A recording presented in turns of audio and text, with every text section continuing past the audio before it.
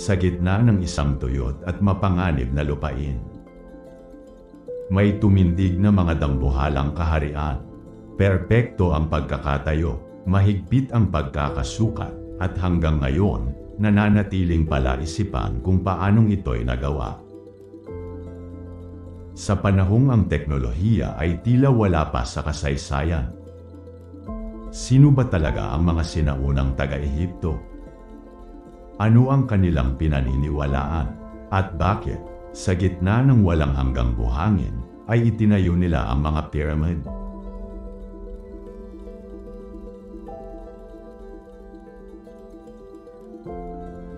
Sa bawat kwento, may saysay.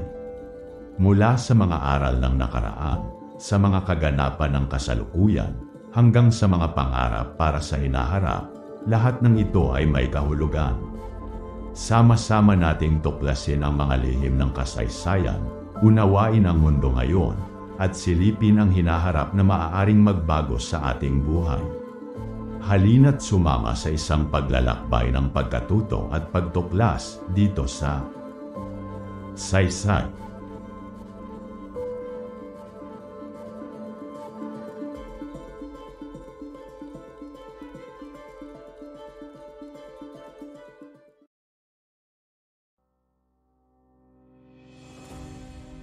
Matatagpuan sa paligid ng Ilog Nile. Ang sinaunang Ehipto ay isang sibilisasyong may libu-libong taong kasaysayan. Isang sibilisasyong namuhay sa ritmo ng ilog, na nagbigay sa kanila ng pagkain, tirahan, at buhay.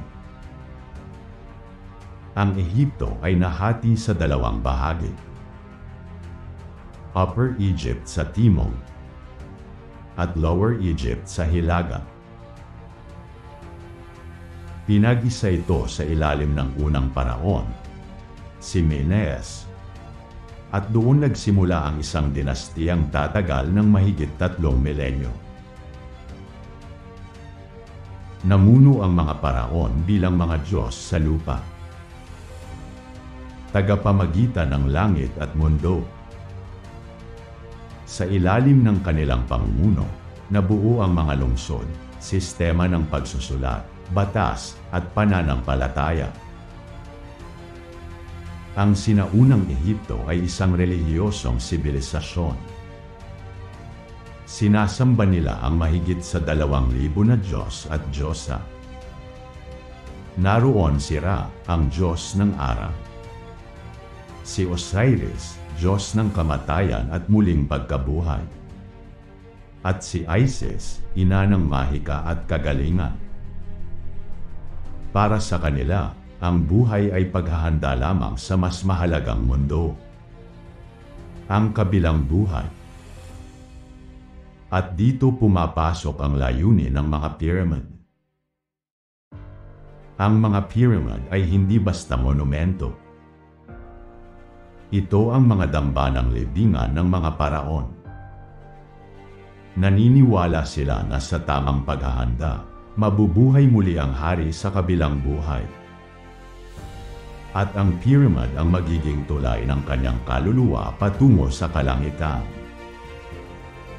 Kaya bawat bato, bawat silid, bawat pasilyo ng pyramid ay may kahulugan. Isang mahiwagang mapa para sa immortalidad. Ngunit ang tanong ng marami, paano ito naitayo ng walang mga crane, bulldozer, o modernong makina? Ang Great Pyramid of Giza ay binubuo ng mahigit 2.3 milyong bloke ng bato. Bawat isa ay tumitimbang ng hanggang 80 tonelada. At ito'y itinayo mahigit 4,500 taon na ang nakalilipas. Ayon sa mga eskola, ginamit nila ang ramp system, mga daan ng lupa na unti-unting itinataas habang tumataas ang gusali. Ginamit din ang lodid, kahoy, at sledges. May mga ebidensya ring nagpapakitang sinasabuyan nila ng tubig ang buhangin upang padulasin ang mga batong hinihila.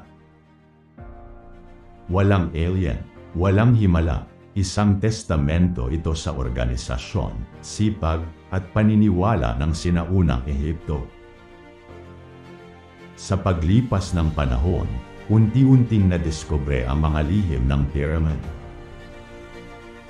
Mula sa mga mummified remains, mga hieroglyphic inscriptions, hanggang sa mga nakatagong silid na kamakailan lamang natuklasan gamit ang teknolohiyang Moon scanner.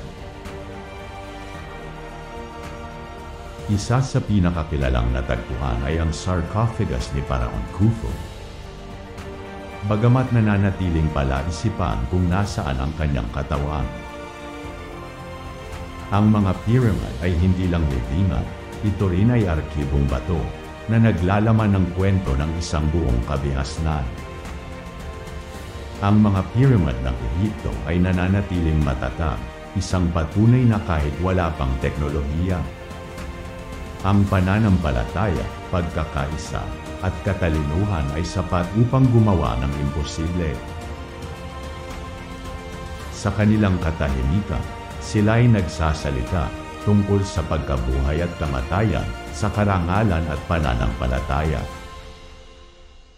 At habang tayo'y nakatingala sa kanilang taas, tila ba inaanyayahan tayo muling pag-isipan? Ano ang tunay na pamana na ating iiwan sa mundo?